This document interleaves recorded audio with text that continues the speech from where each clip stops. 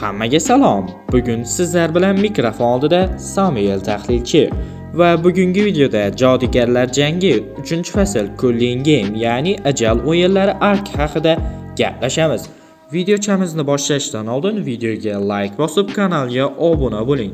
Ko'rinib turibdiki, kanalimizga bir necha oydan beri video joylanmayotgan ekan. Bunga sabab o'zingiz tushunganingizdek maktab, o'qish va hokazolar. Agarda siz videoga like bosib, kanalga obuna bo'lib, bizni qo'llab-quvvatlasangiz, biz tezroq video chiqarishga harakat qilamiz. Demak, obuna bo'lib, like bosgan bo'lsangiz, biz videoni boshlaymiz. Jodugarlar jangi 3-faslini ham bu safar Mappa studiyasi animatsiya qildi va sezon Cooling Game arki haqida bo'ladi.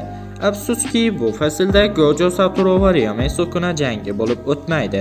Bunga sabablardan biri ularni jangi Shinjuku arkida bo'lib o'tishida.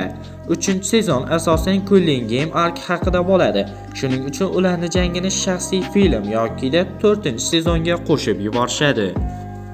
Endi esa Cooling Game, ya'ni ajal o'yinlarini kim va nega tashkil qilgani haqida gaplashsak. Cooling Game'ni Kenjuku nima uchun tashkil qilgan?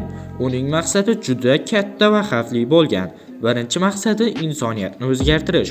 U odamlarni majburan sehrgar darajasiga olib chiqmoqchi, ya'ni oddiy odamlar ham la'nat energiyasini ishlata oladigan darajaga yetkazish.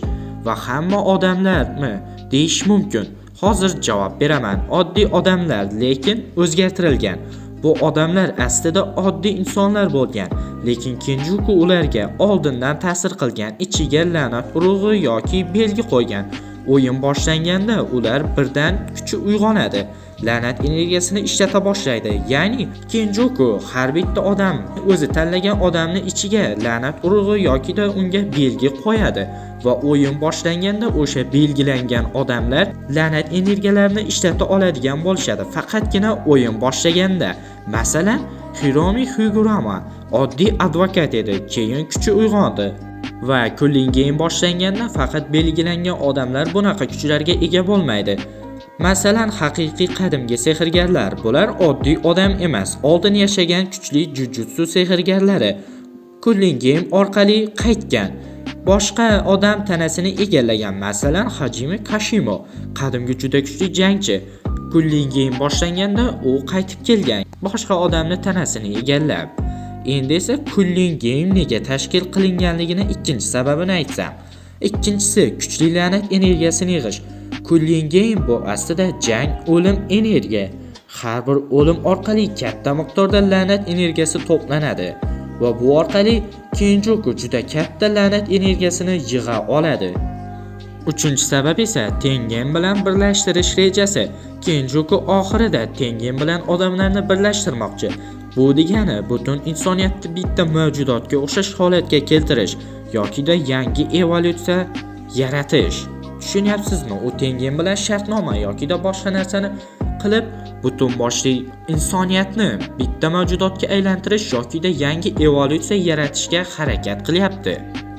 4-sabab mukammal dunyoni yaratish. Kenjukuning fikricha tartibsiz, xavfli, lekin kuchli yangi dunyo yaratiladi.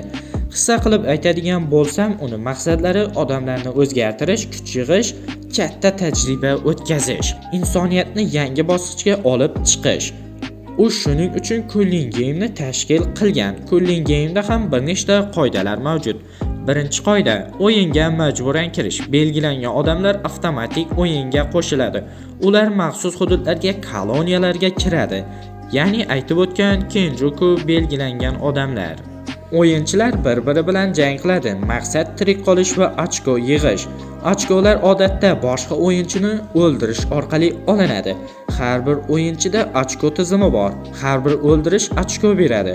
Kuchli o'yinchilarga ko'proq ochko beriladi. 19 kun qoidasi mavjud. Bu eng muhim qoidalardan biri. Agar o'yinchi 19 kun ichida ochko olmasa, u o'ladi. Bu odamlarni majburan jang qilishga undaydi. Qoidani o'zgartirish mumkin. Agarda o'yinchi 100 ochko yig'sa, u yangi qoida qo'shishi mumkin. Bu juda muhim strategiya. Masalan, o'ldirishsiz ochko olish imkonini yaratish. Koloniyalardan chiqish juda ham qiyin. O'yin maxsus hududlarda bo'ladi. Ichkariga kirish osonroq, chiqish esa deyarli imkonsiz.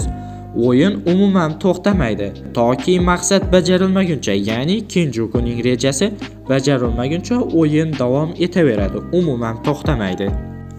Shuning uchun Kenjuku Cooling Game o'yinini yaratgan va bugungi video shu bilan o'z nihoyasiga yetdi. To'g'ri, video anchagina qisqa bo'ldi.